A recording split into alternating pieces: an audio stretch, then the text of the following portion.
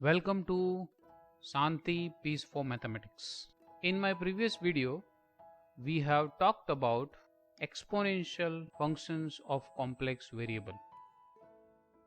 In this lecture, we are discussing about trigonometric functions for complex variable. The idea of the defining these trigonometric functions in complex domain, if you have e raised to I theta as Euler's formula, you have as cos theta plus I sin theta, and e raised to minus I theta you have cos theta minus sin theta. Now if you add these two, what you will get is, if you add them, you will get 2 cos theta on this side, and this side you will have e raised to I theta plus e raised to minus I theta. So this will implies cos theta will be e raised to I theta plus e raised to minus I theta by 2. And if you subtract these two equations, then you will have sin theta will be e raised to I theta minus e raised to minus I theta divided by 2i. This will give you motivation that with the help of exponential function, we are able to define trigonometric functions. So trigonometric functions, a sine function and the cosine functions are defined for complex number z as sin z is equal to e raised to iz minus e raised to minus iz by 2i, and cos z will be e raised to iz plus e raised to minus iz divided by 2. So from this, what we can write is e raised to I will be cos z plus I sin z. This will be true for every complex number z. So that means this is kind of Euler's formula for now. For any complex number z, it will be true. Let's have some properties of this complex number. So the first property will say that for any complex number z, sin z plus 2 pi will be sin z. That can be easily proved by its definition. So we will start with sin z plus 2 pi, that by definition will z e raised to I z plus 2 pi minus e raised to minus I z plus 2 pi divided by, you will have 2i. So by product rule we can write e power iz into e power 2 pi I minus e power minus iz into e power minus 2 pi I divided by 2i. So what is e power 2 pi I? You will have is cos 2 pi plus I sin 2 pi due to the Euler's formula, and cos 2 pi, you know that it is 1 and sin 2 pi is 0. So this will be 1. So we can write this is e power iz minus e power minus iz upon 2i. And so this is nothing but the definition of sine of z. Therefore, we can say that sin z plus 2 pi is nothing but the sin z. Similarly, one can prove that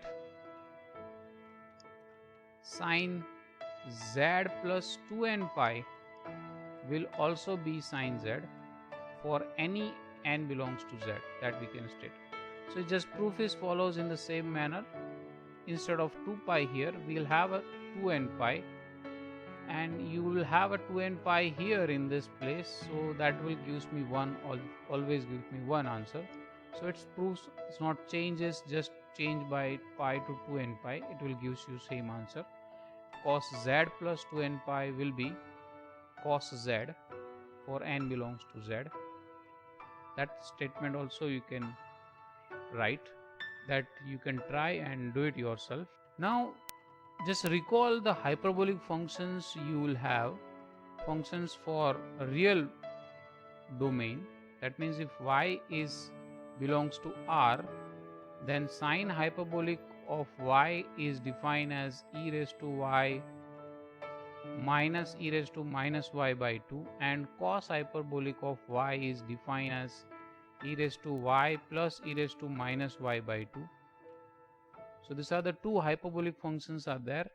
Now with the use of this hyperbolic function, we'll just write down what will be the sine iy. Now this is a complex number because it is I and y is a real number. So if I use the definition of sine function, this will be e power I into iy minus e power minus I into iy divided by 2i. Now this will gives you e power I square, that is minus 1, minus e power I square, this is I into I, it is I square, and minus 1 is already there, so it is gives you y upon 2i. If you take common minus sign from this, then this will be minus 1 upon 2i e power y minus e power minus y. Now this will gives you minus 1 will become I square, I can write, upon 2i e power y into e power minus y. 1i is cancel out with this. E power y minus e power minus y upon 2 is sine hyperbolic of y. So that's why it is I into sine hyperbolic of y. So what we'll have is sine of iy will be I sine hyperbolic of y. That is the one of the formula we'll have. We'll use this one later on. So please keep this in mind. So another relation in the same manner we can get is cos iy will be e raised to I into iy plus e raised to minus I into iy upon 2. Now this will be minus 1 y e power, because I square will become minus 1, plus this will be minus 1 into minus 1, so that is e power y upon 2. So that will be nothing but the cos hyperbolic of y. So another relation we will get is cos of iy will be cos hyperbolic of y. So that is the second property. This will be third one. Now we can write, that is cos z plus pi by 2. As per the definition, we can say that this is e power z plus pi by 2i plus e power minus I into z plus pi by 2 upon 2. Using the rule of exponential function, this we can write as e power iz into e power I pi by 2 plus e power minus iz into e power minus I pi by 2 divided by 2. So that will gives me e power iz e power I pi by 2. Using the Euler's formula we can write as cos pi by 2 plus I sin pi by 2, and cos pi by 2 is 0, I sin pi by 2 is 1, so it is I. So this will be I plus what will be the e power minus I pi by 2. So you will have e power minus I pi by 2, you can calculate, that is minus I. So this will be minus I into e power minus iz by 2. So we will common out I from this. So it is e power iz minus e power minus iz by 2. I am multiplying and divided by I here. So that is I square into e power iz minus e power minus iz by 2i. And this quantity will be sin z, and I square will become minus 1. So it is minus sin z. So what we got is cos z plus pi by 2 will be minus sin z. Similarly, you can prove that sin z plus pi by 2 will be cos z. This I am giving you as a homework. Same way you can just try this. Another qualities is sin z plus pi will be sin z, and cos z plus pi will be minus cos z. This is also, you can take it as exercise, you can do it yourself. Next property, or I can say example, prove that for any complex number z1 and z2, 2 sines z1 into cos z2 equal to sin z1 plus z2 plus sin z1 minus z2. Now to prove this one, I will start with this side, that is 2 sin z1 into cos z2. So using the definition of trigonometric functions, we'll have this is e power I z1 minus e power minus I z1 by 2 into e power I z2 plus e power minus I z2 by 2. Here you will have I forgot that. Now you just cancel out this 2 from here, so you will have in the denominator you will have 2i, and then you multiply these two brackets on the numerator, so you will have e power I z1 into e power I z2 minus e power minus I z1 into e power I z2 plus e power I z1 into e power minus I z2 minus e power minus I z1 into e power minus I z. Now in this you just observe, you just combine these two terms, that is you combine this term with last term. What we can write that term as e power I z1 plus z2, that is this term we can write, and the last term we can write e power minus I z1 plus z2 upon 2i, and in the other side you will have this term and this term. So I am writing this term first, so that will be e power I z1 minus z2. In between there is a minus sign, e power minus I z1 minus z2 upon 2i.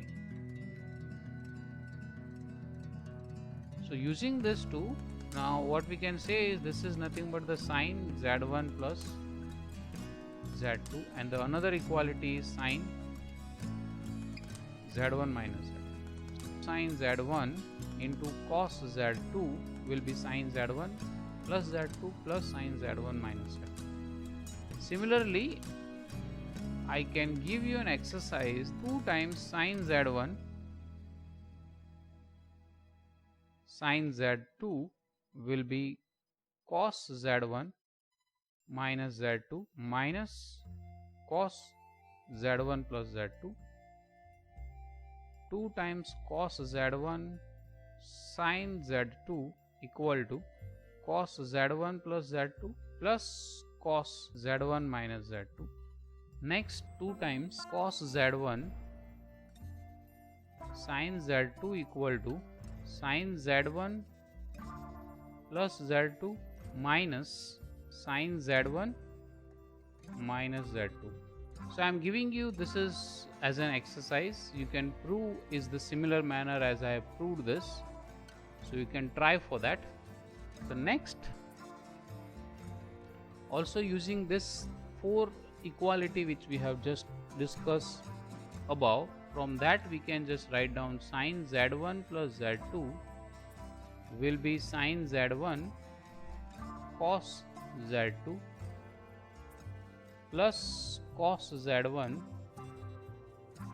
sine z2. How you can achieve this? You just add this equation, 4th equation, and this equation 1. You add this 1 and 4th, you will have this, and if you add this 2 and 3, you will have cos z1 plus z2 will be cos z1 cos z2 minus sin z1 sin So that is the another property of this complex functions we will have. Similarly, so other equality or other property that we can have, equality if z1 is equal to z2, if you take here, because this equation is true for any z1 and z2, so I am just considering z1 equal to z2 equal to z. If you consider here, this equation turns out to be 2 sine z cos z sine 2z, this is z plus z, and this is sine z minus z, sine 0 will be 0, so this will be turns out to be sine z cos z equal to sine 2z. Same way you can have cos square z minus sine square z, you will have cos 2z, and the last one I can also write as sine square z plus cos square z will be 1. This also you can prove as a homework. Now the next example I am taking, that is find the real and imaginary part of sine z and cos z. So you just expand this sine x plus iy using the above expression that we have did, that will gives you sine x cos iy plus cos x sine iy. In the first part of this video we have already proved that cos iy will be cos hyperbolic of y and sine iy will be I sine hyperbolic of y. So that will gives you sine x cos hyperbolic of y, and this will gives you cos x sine hyperbolic of y into I is there. So that's for the real part of sine z will be sine x into cos hy, and imaginary part of sine z will be cos x sine hyperbolic of y. Similarly, for cos we can write as cos x plus iy. Using the above identity we can write cos x cos iy minus sine x sine iy.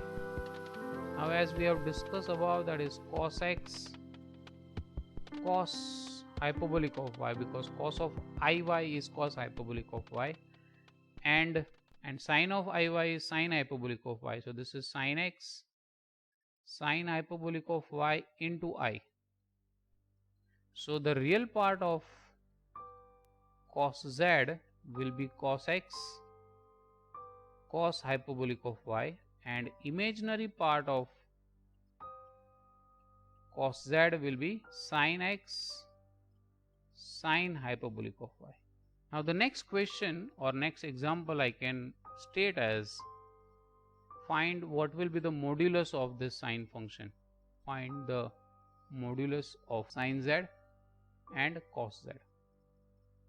So you know that the mode of sine z will have a sine z into sine z bar square root, but I am taking square here, so it is sine z square. Mode of sine z square will be sine z into sine z square bar. We already calculated its real part and its imaginary part.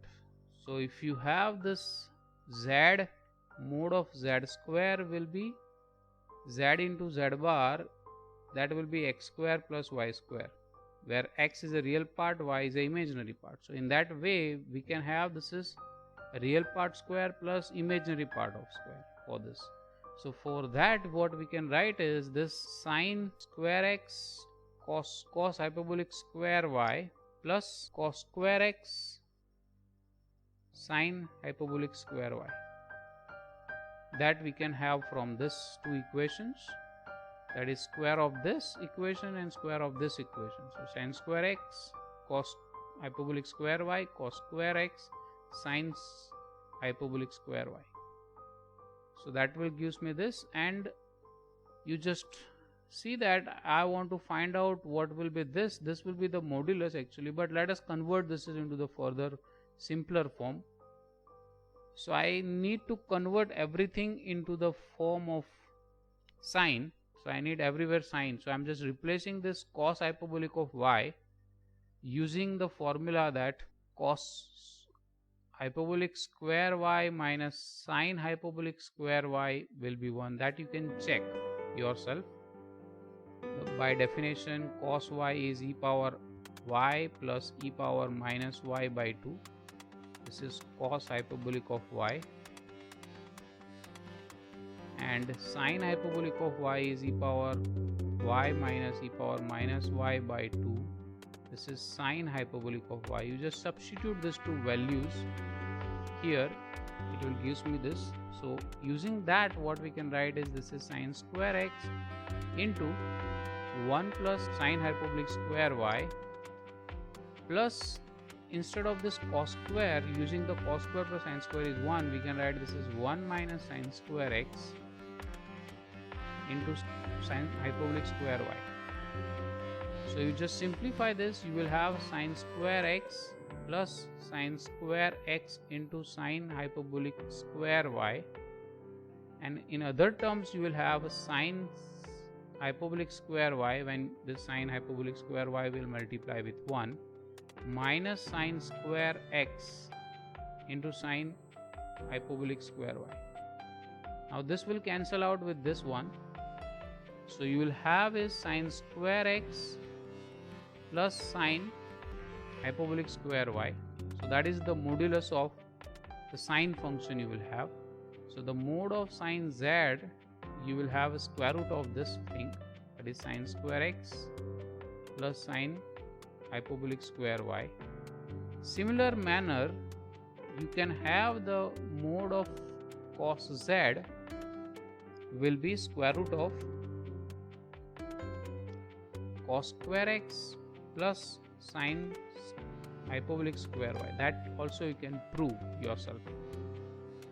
I'm giving you one more exercise here, that you also prove that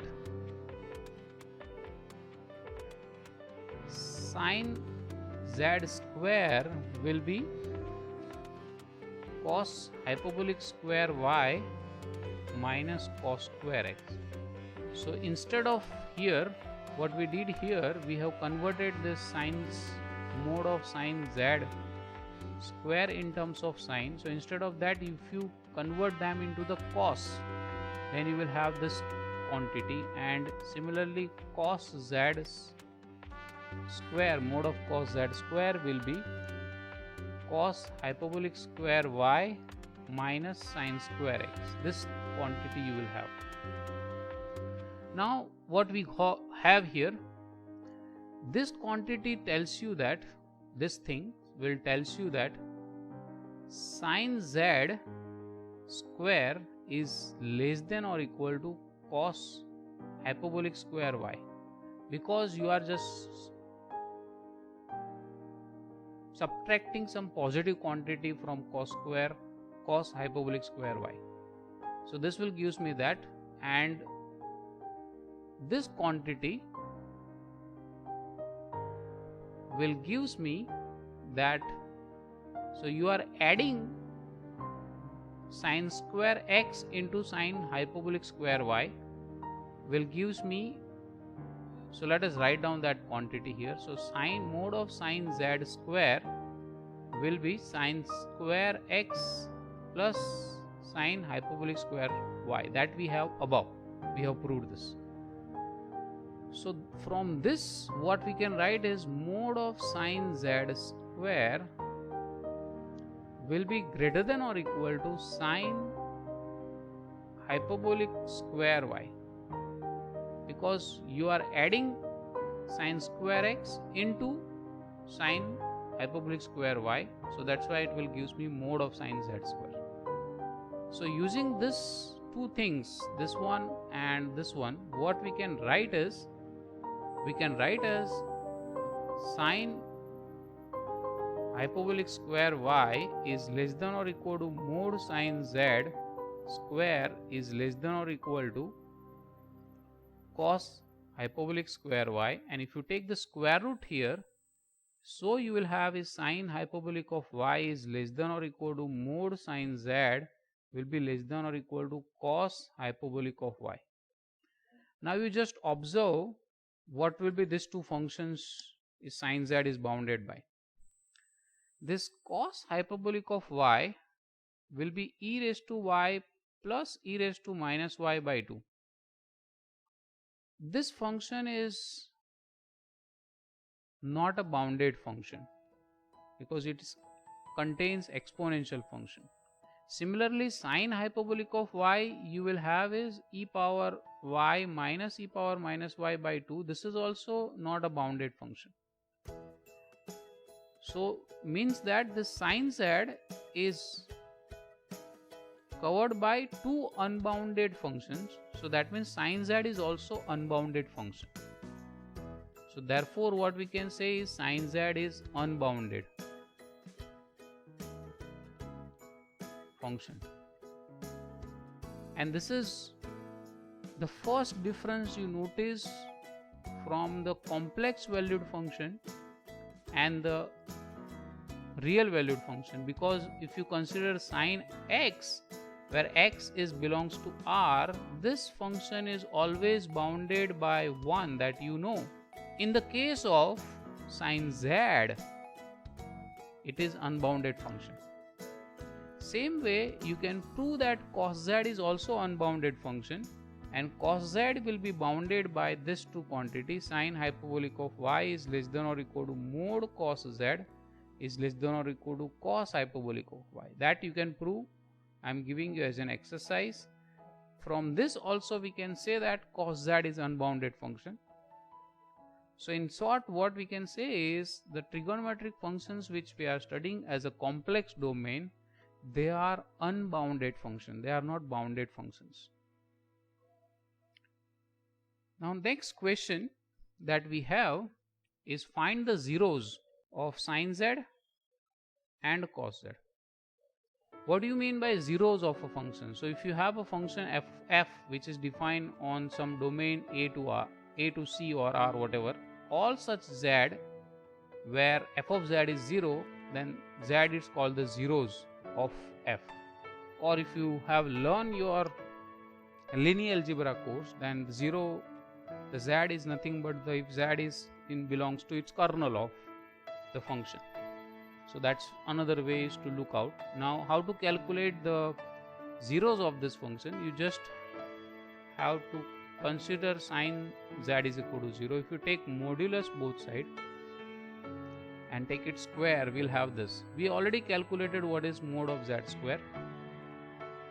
So as above, what we can say is mod of z square is this, that is sine square x plus sine hyperbolic square y.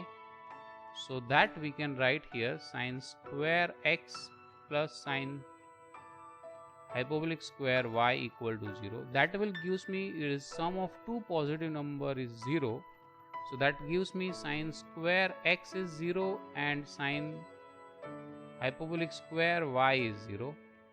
So that will gives me sine x is 0 and this will gives me sine hyperbolic of y is 0. That will gives me sine x is 0, x will be 0, or it will be pi, or it will be 2 pi, and so on. So in general we can say it is n pi, n belongs to z.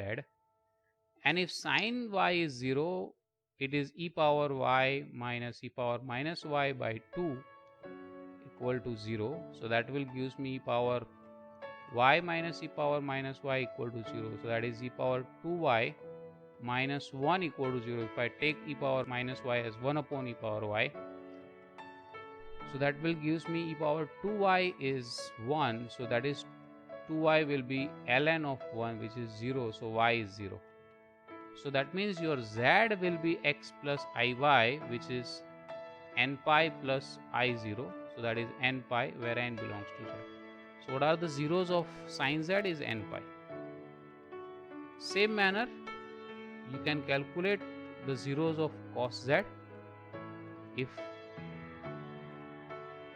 cos z is equal to 0, you will have z is equal to pi by 2 plus n pi, n belongs to z. That you can prove yourself. This is also I'm giving you as a homework. Now, as we have defined the sine and cosine functions, the other trigonometric functions like tan z can be defined as this manner, as in the usual manner. Cot z is also defined as cos z upon sin z. Sec z is defined as 1 upon cos z, and cosec of z is defined as 1 upon sin z. From this you can find out what are the domain of these functions, because the domain of the functions is based on what is the zeros of this function cos and sine. So that will decide what are the domain of this function. So tan, cot, sec and cosec. So you can find out that. The next example I am taking, that is find the solution of cos z equal to 2. See, first you should notice that cos z is equal to 2 I have taken. So if if z is a real number, that is cos x is equal to 2, if I write, then it will have no solution, because if your x belongs to R, then this equation does not have any solution. But here, as I already discussed about, if z is a complex number, then cos z will be unbounded function, so it will take any value. So the solution of this equation will possible. So let us find out what will be the solution. So I am just putting the value of cos z, e power iz plus e power minus iz by 2 equal to 2. If you multiply both sides by 2, you will have e power z plus e power minus iz equal to 4. And if you write down this as e power 2 iz plus 1 over e power iz equal to 4. So if you can rewrite this one, we can write as e power 2 iz minus 4 e power iz plus 1 equal to 0. So I am taking LCM as e power iz, and then this 4 e power iz take it on other side. So we'll have this. Now you can just observe that this is nothing but the quadratic equation in terms of e power iz. So using this ax square plus bx plus c equal to 0, where x is e power iz, if you have, then e power iz will be minus 4, that is b, so it is minus b here. So it is 4 plus or minus square root of b square, that is 16 minus 4ac. A is 1, c is also 1, so it is 4 upon 2. So that will gives me 4 plus or minus 12 upon 2, but 12 we can write as 4 into 3, and square root of 4 will be 2, so that coming out. So finally you will have 2 plus or minus square root of 3. So this is nothing but the e power iz you will have. So using the property of exponential function, this we can rewrite as 2 plus or minus root 3, and that will have e power x into e power minus y is equal to 2 plus or minus root 3, because I is multiplied with this, I is become minus 1. That will gives me e power minus y into cos x will be 2 plus or minus root 3. By comparing real and imaginary parts, e power minus y sin x is 0. Now since e power y is never 0, sin x will be 0. Since sin x is 0, you will have x will be n pi. N belongs to z. Since x is n pi, if you substitute n pi here, then it is minus 1 raised to n, but this side is positive. 2 plus root 3 is positive, and 2 minus root 3 is also positive. So that's why, and e power minus y is also positive. So the minus 1 value is not possible for this. So only possible value is 1. So here the only possible values in the set of this one is only possible is x is equal to 2 n pi. N belongs to z. For pi value it is not possible.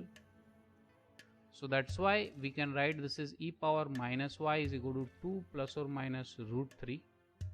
And so if I take minus y is equal to ln of 2 plus or minus root 3. So the finally x plus iy, this is the solution of the given equation, will be 2n pi plus I minus of ln 2 plus or minus root 3. N belongs to z.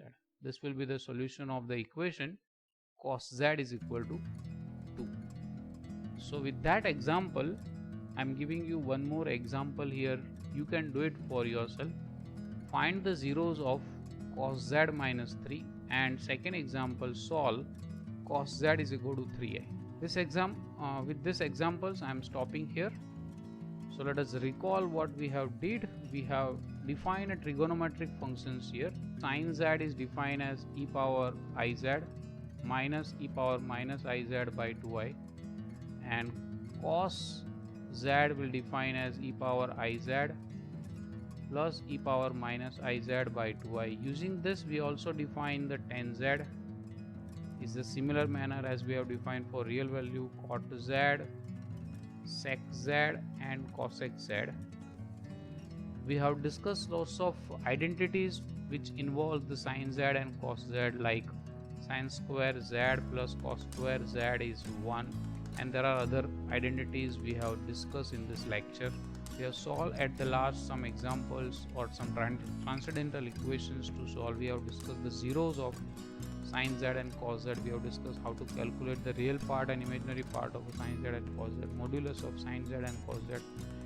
And I am also giving you as an exercise that can you calculate the real and imaginary part of sin z, cot z, sec z and cosec z. That is also you can take it as an exercise. That's it for this video. Thank you very much for watching this video. If you have liked this video, please press the like button. If you have any comment, suggestion or any questions, I'm happy to give you answer for that. Thank you very much. Bye bye. Sayonara.